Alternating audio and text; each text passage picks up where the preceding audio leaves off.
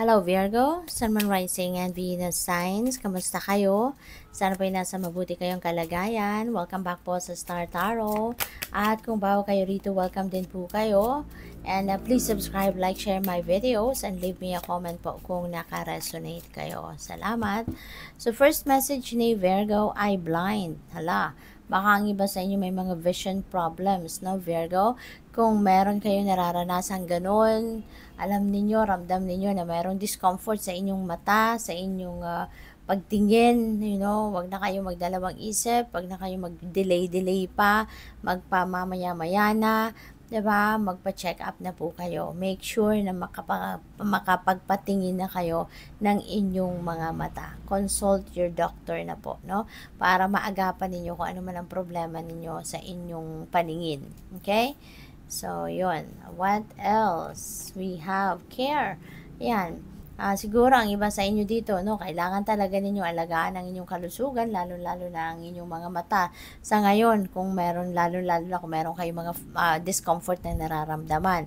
No? At dito naman, maaaring iba sa inyo is taking care of your family, taking care of new kids, or a kid, no? Baka meron kayong bagong baby sa pamilya, so alagaan ninyo ito, no? Maaari na baka napipick up ko dito, baka yung asawa ninyo or yung jowa ninyo, yung partner ninyo bagong panganak, or baka kayong bagong panganak, no? So yun, and take care of yourself, no? Take care of yourself at para meron kayong strength, no, na maalagaan ang inyong mga babies at maalagaan ninyo ang inyong person at ang inyong pamilya. Okay?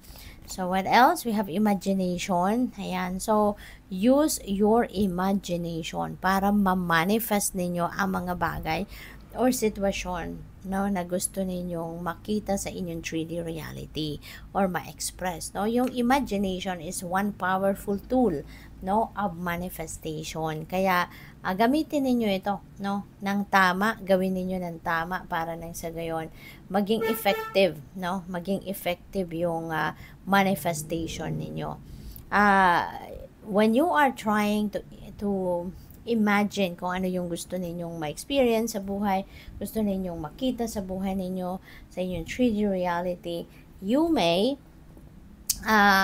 imagine exactly kung ano yung gusto ninyong makita at isama ninyo doon yung sarili ninyo. Kunyari, gusto ninyo magkaroon ng puting sasakyan, diba? Gusto ninyo ng brand new na SUV, puting SUV, kunyari, ganon ang gusto ninyo.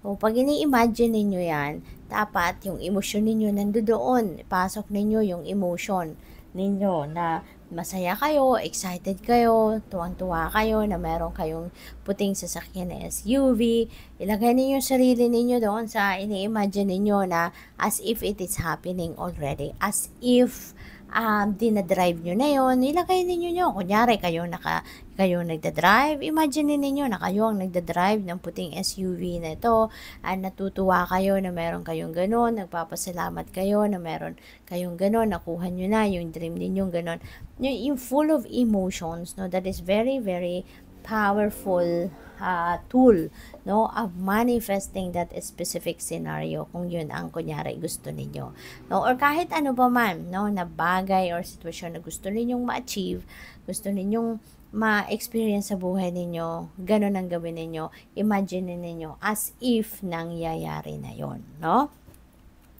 What else? We have eternal love. Wow, you are blessed kasi baka, no, yung eternal love ninyo, yung twin flame ninyo, yung soulmate ninyo, maaaring siya na yung kasama ninyo sa ngayon.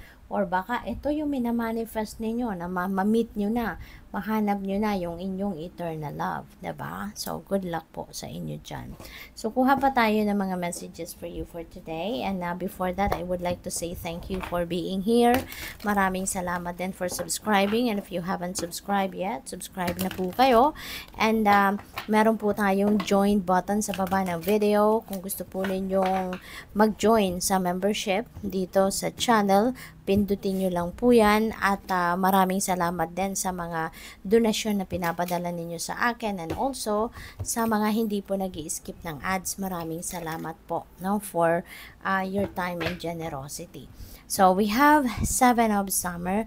There are multiple opportunities na pwedeng kakatok sa inyo sa ngayon. Maraming magagandang oportunidad. Iba-iba yan. Depende sa inyong sitwasyon. Ano? Pwedeng related yan sa relationship, travel, pamilya, trabaho, pera. No? It could be in any area of life na opportunities na dadating sa inyo. But, yun nga, kailangan ninyong pag-isipan mabuti kasi probably hindi lang ito iisa na dadating. There could be multiple opportunities, kaya kailangan ninyong pag-isipan mabuti. Don't jump into that opportunity na kung ano yung nauna, yun na yun. Diba? Pag-isipan muna ninyong mabuti, tignan ninyong mabuti, weigh things out, at makinig kayo sa inyong intuition. Okay? Pakinggan ninyo yung inyong intuition, figure out kung ano yung sa tingin ninyo best para sa iyo, no? Pakinggan ninyo yung puso mo, yung tune in kayo sa puso mo para makita mo or ma-figure out mo kung ano yung gusto mo talaga, no? We have ego. Ang iba sa inyo rito siguro baka nagiging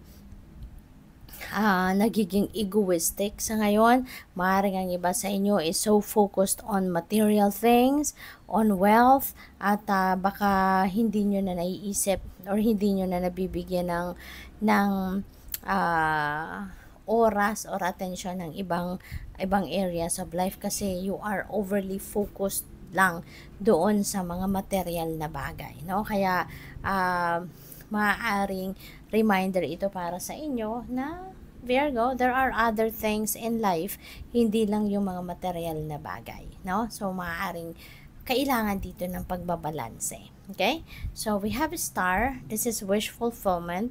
So, napaka-timely lang nito kasi, 'di ba, birthday season ninyo sa ngayon. Kaya baka yung wish ninyo, no, or yung dreams ninyo, baka mag-come to fruition na. So, whatever it is that you've been wishing for, ay maaaring ibigay na yan sa inyo ng universe.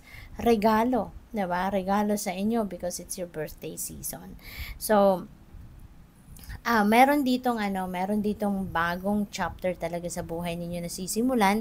You are going to take the leap of faith, no? There is something dito na maaring naisip nyo na tong gawin before pero hindi ninyo nagagawa kasi baka nagdadalawang isip kayo, procrastinate kayo. Maybe you are not confident about it, or maaaring hindi kayo sigurado sa bagay na yon, or pwede rin na nagdadalawang isip kayo because siguro baka nagdududa kayo, kaya ko ba to, yung mga ganon. But now your energy is going to shift, no? Mas magkakaroon kayo ng confidence ngayon sa sarili ninyo, mas parang ipupurso ninyo kung ano man itong pinaplano ninyo sa ngayon, because probably may mga opportunities around you, diba, that is supportive of your ideas, kaya pwedeng gagawin ninyo na yan sa ngayon. So good luck sa'yo.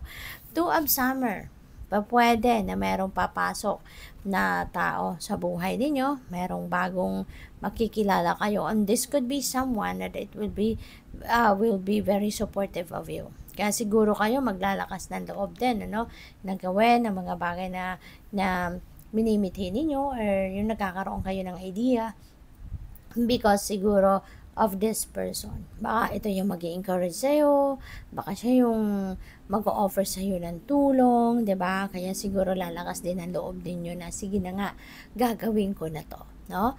Pwede rin na ang iba sa inyo papasok ng relationship, ano, kung single pa kayo, baka merong new love, a romantic relationship na pwedeng pasukin, no, at this time. So good luck po. Thank you for watching. Love and light. Namaste.